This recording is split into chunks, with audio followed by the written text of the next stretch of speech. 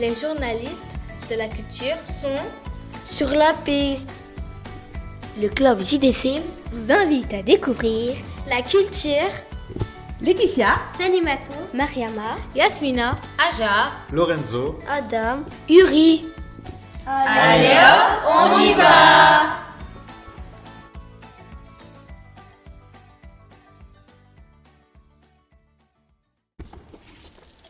Nous sommes le club JDC et nous venons pour visiter ce musée. excellent. Et nous avons rendez-vous avec Alice. Avec Alice, je vais l'appeler. Bienvenue, cher club, bienvenue à Trainworld. Vous avez déjà visité Trainworld. Du coup, vous savez déjà un petit peu comment ça se passe, le trajet habituel.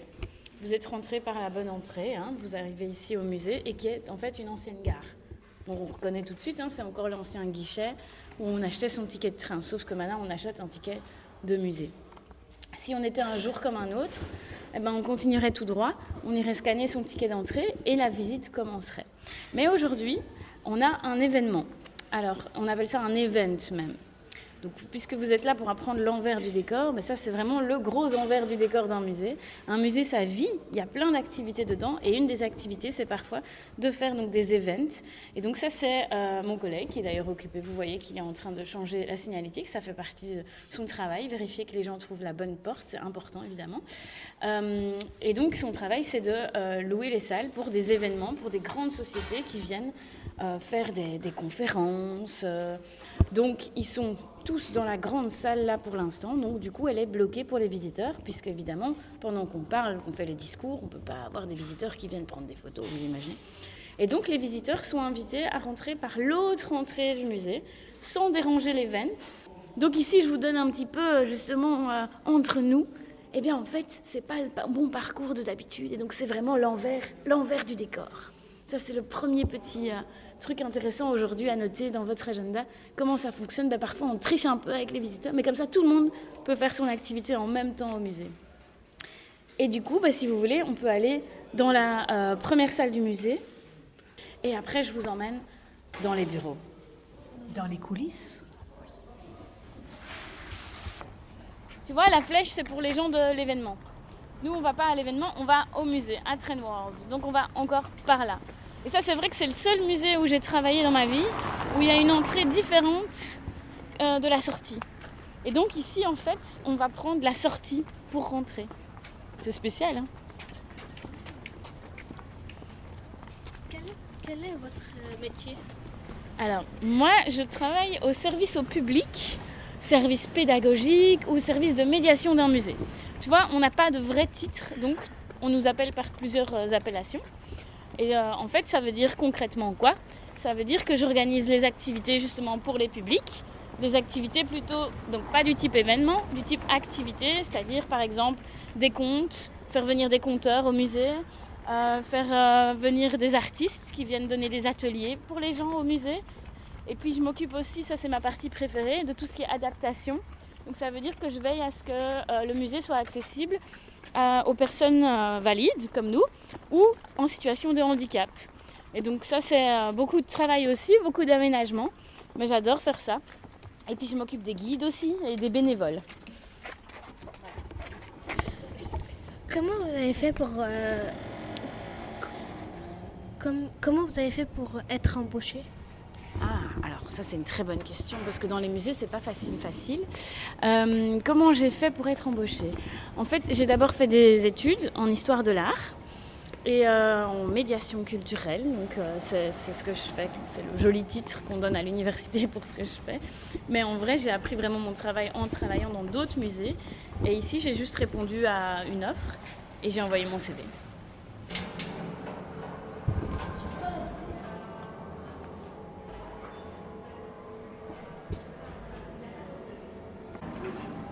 Les deux trams. Oui, ça en est. Tu sais qu'on passe vraiment des trains. On est en train de passer sous des rails. Et Les personnes qui sont aveugles et qui ont un chien d'assistance, un chien d'aveugle, le chien il bloque ici. C'est normal parce qu'en fait il peut pas. Non, il peut pas. Lui, le chien d'aveugle, il est éduqué, évidemment, pour empêcher tous les dangers.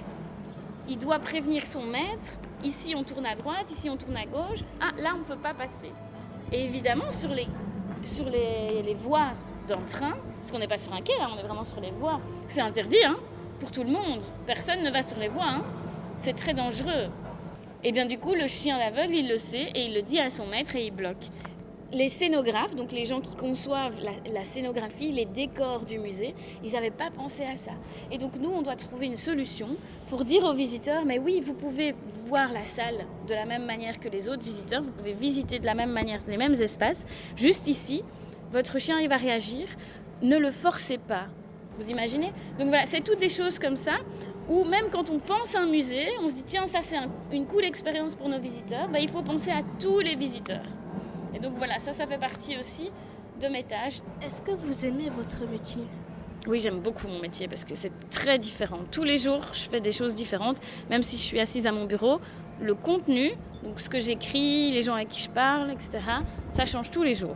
Ça, c'est chouette. Est-ce que votre métier est difficile? Oui, comme tous les métiers, il y a des choses difficiles et il y a des choses faciles. Et souvent, les choses difficiles, on y pense plus. Mais il faut vraiment se concentrer sur les choses positives et les choses plus faciles qu'on aime bien faire. Et alors comme ça, hop, ça passe mieux. Oui. Est-ce que vous travaillez depuis longtemps dans le musée? Dans ce musée-ci, ça fait 2 ans. Un peu plus de 2 ans. Mais dans les musées en général, parce que j'ai travaillé dans plusieurs musées, ça fait 11 ans.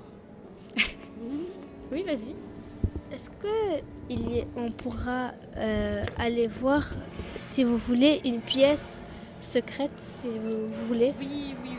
Alors, j'ai prévu de vous emmener dans les bureaux. Donc ça, c'est vraiment des espaces qui sont interdits aux visiteurs normalement. Est-ce qu'il y a des autres endroits secrets? Alors, dans les salles ici, des endroits secrets, je peux vous en montrer un. Est-ce qu'on pourra monter dans l'écran? Oui, alors justement, dans cette salle-ci, on peut monter dans une locomotive, si vous voulez, on peut monter dans celle-là. On fait un premier arrêt ici, donc l'escalier, il est juste derrière. Oui, vous pouvez monter dans la locomotive. Ok. À l'époque, il y a 2 personnes qui conduisent. Oui. Il y avait le chauffeur et le répareur. Le machinier. Alors, le machiniste, je vais vous donner un truc pour vous souvenir, parce que le machiniste et le chauffeur, c'est la même personne. Le chauffeur, il chauffe la machine. Donc, par exemple, toi, tu es devant, voilà, c'est parfait. Donc, Ça va être ton ça? travail, ça va être ça. Ça va être de chauffer la machine. Donc, on ouvre avec ça. On ouvre en dessous. Il y a du charbon qui brûle, là, vous le voyez? C'est du faux. C'est du faux, évidemment. Bien sûr. Mais le charbon, à l'époque, il était stocké ici. Et donc notre chauffeur, son nom, c'est ça, hein, il chauffe, il prend le charbon et il le met dans la machine, il chauffe. Et dans la machine, c'est le machiniste. Donc tout ça, c'est la même personne. Le chauffeur, le machiniste, il s'occupe de mettre le charbon dans la machine pour la faire avancer. Et son collègue, le deuxième, c'est le conducteur. Le conducteur, il conduit. Il regarde par la fenêtre, il vérifie que tout va bien sur les voies, qu'il n'y a personne qui passe, que la voie est libre. On le voit là, voilà, regardez sur la vidéo. Hop. Et donc, ils sont à 2 pour conduire. Il fait les manettes, il conduit, et l'autre, il chauffe. Voilà. Ça va? Et donc ça, c'est évidemment un des moments chouettes de la visite. Les visiteurs ici à Traînouard, ils peuvent toucher. Et c'est une vraie machine qui a vraiment roulé. On peut aussi rentrer dans celle-là, mais on ne va pas le faire aujourd'hui parce que je voudrais vous emmener dans des endroits secrets.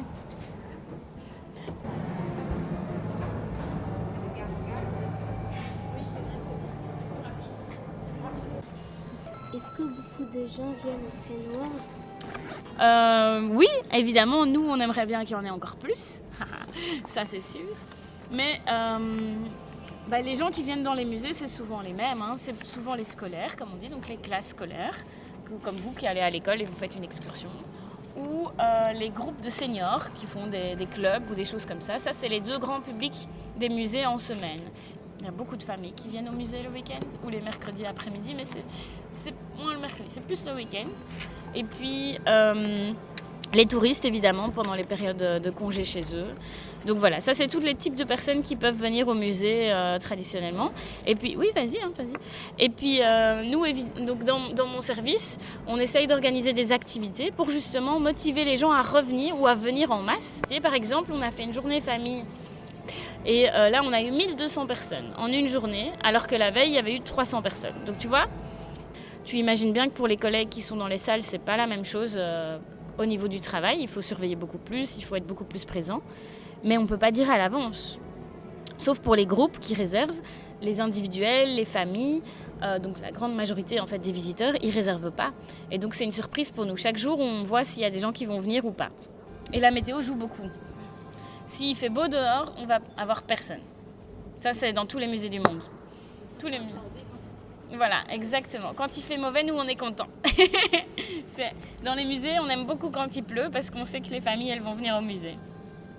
Vous visitez beaucoup des musées ? Oui. Oui ? Vous avez des instruments. Ah, il est beau aussi. Toi, tu connais un musée ? Le musée Magritte. Ah, le musée Magritte, j'ai guidé là-bas avant. C'est chouette aussi, hein. Ça, c'est un beau musée. Et ça, on peut aussi avoir des très grands musées, comme ici à Trenwald, c'est quand même un très grand musée en taille, hein. Parce qu'il y a combien de bâtiments ici ? On a l'ancienne gare, et puis ici on a 4 halls. On dit même pas des salles, on dit des halls pour les trains, donc c'est vraiment... donc c'est gigantesque. Par contre, en équipe, en personnel, on est tout petit. Je vais aller vous montrer ça ? Oui. On va voir ? Oui. Parfait, on est parti. Oui. Donc là, vous avez vu l'endroit que tout le monde visite. Oui. Maintenant, je vais vous emmener dans un endroit que les visiteurs ne peuvent pas voir. C'est la porte là? C'est la porte derrière. Ah mais tu vois, tu l'as même pas vue. Elle est tellement bien cachée. C'est ça? C'est ça. Donc voilà, ça c'est une des portes secrètes. Elle est tellement secrète que mademoiselle, elle l'avait pas vue. Elle allait passer devant, alors que je lui ai dit qu'on allait l'ouvrir. Donc ici dans le musée, regardez, on voit juste la toute petite serrure ici. Parce qu'effectivement, la scénographie, donc, puisque c'est une scénographie, c'est le décor du musée. Il est un peu sombre parce qu'on joue avec les lumières aussi. Et donc ici, on joue avec les lumières pour cacher justement les petits placards comme ici. Et donc on ouvre la porte. Et qu'est-ce qu'on va trouver ici? Donc vous voyez, c'est un petit placard qu'on a créé pour ranger quelque chose. Et c'est pas n'importe quoi ce qu'on range là, ici. C'est un outil de médiation, on appelle ça. En fait, c'est quelque chose dont on se sert pour faire des visites guidées. Hop, je vais le sortir, comme ça il sera à la lumière. Pour faire des visites guidées avec des interactions, avec des choses que les gens peuvent toucher, peuvent voir, etc. Et donc on le range ici. Et vous voyez, il y a même un câble, il y a de l'électricité. Donc il faut trouver un endroit dans le musée où il va y avoir de l'électricité pour le brancher et où il ne va pas gêner le passage et où les gens ne vont pas pouvoir prendre tous les objets comme ça parce que donc il faut qu'il soit à l'abri, bien rangé, branché et pas dans le chemin. Et donc on a créé ce petit placard exprès pour lui. Donc avec une clé, on ouvre ça. Et les visiteurs, ils ne le savent pas. Ils passent à côté. Ils ne se rendent pas compte évidemment qu'ici il y a un petit placard. Et ça a été fait avec effectivement un chariot d'avion. Et en fait, ça a été transformé. C'est une mini locomotive. Elle fait de la fumée et tout et tout. Et donc dans tous les musées, en fait, il y a plein de coins cachés comme ça. Voilà. Et donc je referme ma clé. Et la clé d'ailleurs, c'est mon collègue qui l'a. Donc il n'y a qu'une seule clé. Et quel est le métier de votre collègue?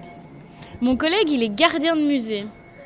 Donc ça veut dire qu'il est dans les salles pour veiller à la sécurité des visiteurs, à répondre aux questions aussi évidemment. Et ici à Trenwald, c'est aussi une petite particularité. Les gardiens sont aussi agents d'accueil. Ça veut dire agents d'accueil, c'est les personnes qui vont vous recevoir. Comme tout à l'heure, vous avez acheté votre ticket. Ce musée,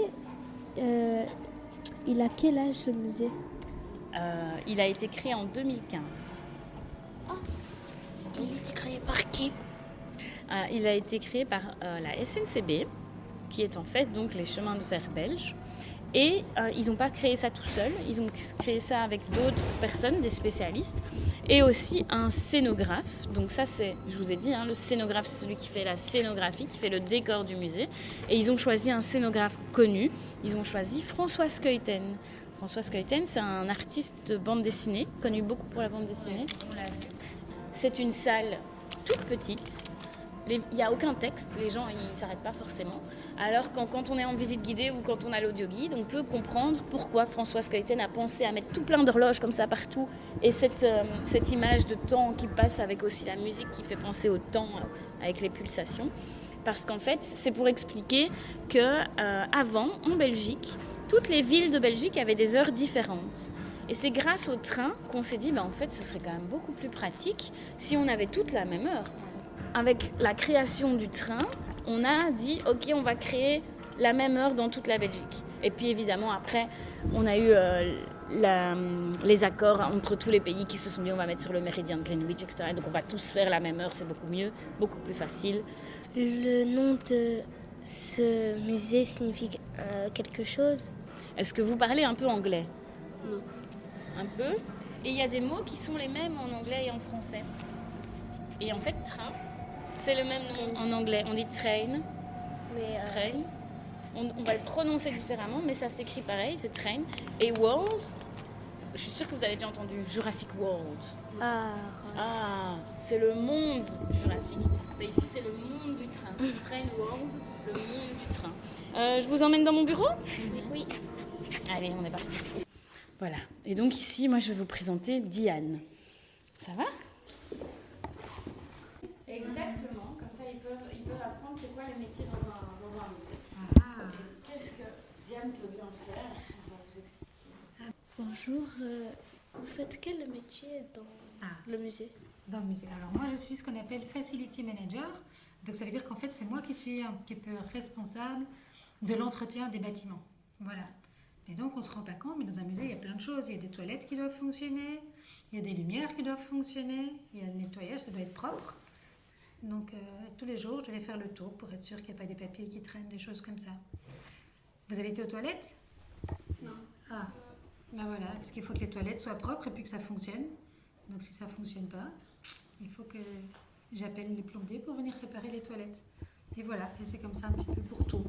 Il faut voir qu'il n'y ait pas de fuite dans le toit, il faut voir que le chauffage fonctionne. Et donc voilà, mon travail c'est un petit peu ça. C'est m'occuper que tout fonctionne bien pour que vous, en fait, vous ne voyez pas qu'il y a des choses qui ne fonctionnent pas. Est-ce que vous aimez bien votre métier? J'adore mon travail, oui, parce que c'est super varié. Il y a plein de choses à faire, plein de gens à voir. Et puis on fait des travaux aussi régulièrement. Il faut préparer, il faut demander des offres de prix, il faut suivre les chantiers. Donc voilà, c'est un travail très varié qui prend beaucoup de temps, mais moi j'aime beaucoup. Mais c'est un travail alors où vous êtes beaucoup assise derrière votre bureau, derrière l'ordinateur, ou bien vous bougez aussi dans le musée? Mais c'est justement ça qui est chouette, c'est que je ne suis pas beaucoup assise à mon bureau, même si j'en ai pas l'air là. Mais justement, je suis beaucoup justement sur le terrain pour aller suivre tous ces chantiers, pour aller surveiller que tout est bien fait, que tout se passe bien. En plus, j'aime pas trop travailler dans mon bureau, donc même si j'ai un joli bureau, je préfère être sur le terrain, voir les gens, voir les visiteurs, voir que tout le monde est content et que tout se passe bien. Voilà. Est-ce que votre métier est difficile? Pas toujours facile parce que je suis pas toute seule. Donc quand on dépend des autres gens pour venir faire les travaux et que ça se passe pas comme il faut, ça c'est pas toujours très facile. Puis voilà, il faut gérer beaucoup de problèmes parce que parfois il y a des choses urgentes. Quand il y a une fuite quelque part, il faut vite réagir. Donc c'est un petit peu du stress pour arranger les problèmes quand ils arrivent. C'est pas un travail de tout repos, mais c'est un chouette travail. Voilà. Et puis on est content quand ça se passe bien. Dans les salles, moi je suis plus souvent dans les bureaux. Et par exemple, exactement, Diane, elle a un talkie-walkie. Mais elle a aussi les équipes, comme elle disait, sur les chantiers, les travaux. Et donc évidemment, son talkie, il est très important. Et donc il la suit comme son téléphone. On a pensé à sortir les containers? Je vais m'en occuper après, Diane. Ok, merci. C'était juste pour faire un test avec les enfants. Bonne fin de journée. Voilà, parce que ça aussi, tu vois, vous voyez, quand j'ai des trucs à dire à mes collègues sur le terrain, j'utilise ça pour leur dire qu'il ne faut pas oublier de sortir les poubelles. Voilà. Et les collègues, c'est les gardiens que vous avez vus en uniforme, en costume, très bien. Exactement. Ils ont tous un talkie aussi. Voilà. Je suis à mon bureau. Et comme vous voyez, dans le bureau, il y a une autre chaise en face de moi. Parce que normalement, on est deux. On est deux dans le service. Donc moi, je suis la francophone et il y a le pendant néerlandophone. Mais on fait le même travail. Et donc souvent, on crée même ensemble. Mais on va toujours veiller à ce qu'il y ait une activité en français et en néerlandais, elle soit accessible aux deux. Et donc on va créer tout ensemble. Donc on est deux. Et comme vous voyez, on a une mini-salle de réunion, comme ça, quand on a des invités, comme vous. Là, vous êtes un peu plus nombreux, mais souvent, c'est 1 ou 2 partenaires. Et donc, on peut s'asseoir à une table, une petite table de réunion en plus. Est-ce qu'il y a, ici, dans ce musée, est-ce qu'il y a des autres pièces secrètes? Alors, oui, c'est pas un endroit secret, mais si, j'ai un endroit secret préféré, j'ai ma réponse en fait, et ça rejoint celle-ci. Il y a une maison. Vous vous souvenez de la maison? La maison du garde-barrière. C'est une vraie maison. Et donc ça, c'est le musée qui a été construit autour d'une vraie maison. La maison, c'est une vraie maison. Il y a des vraies familles qui ont vécu dedans avant que ce soit un musée. Et c'est vrai que le visiteur ne peut pas... il peut rentrer dans la maison, mais il ne peut pas monter l'escalier. Ça, c'est mon endroit secret. Parce que je suis déjà montée avec mon collègue. Et j'imaginais du coup être dans la chambre à coucher, dans la salle de bain, Et en fait, non. C'est comique. On monte et c'est tous des outils.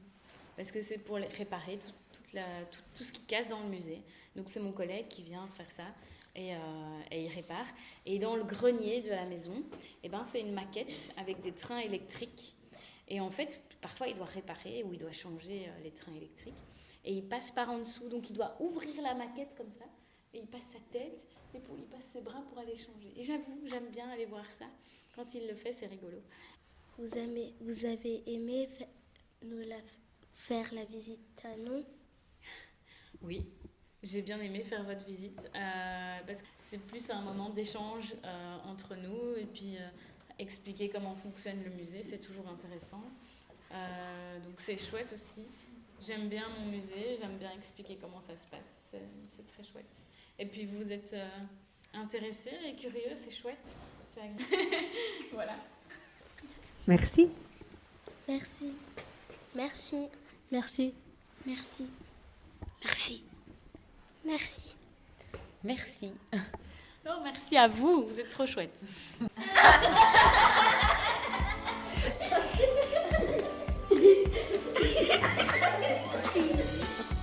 Merci. Merci. Merci.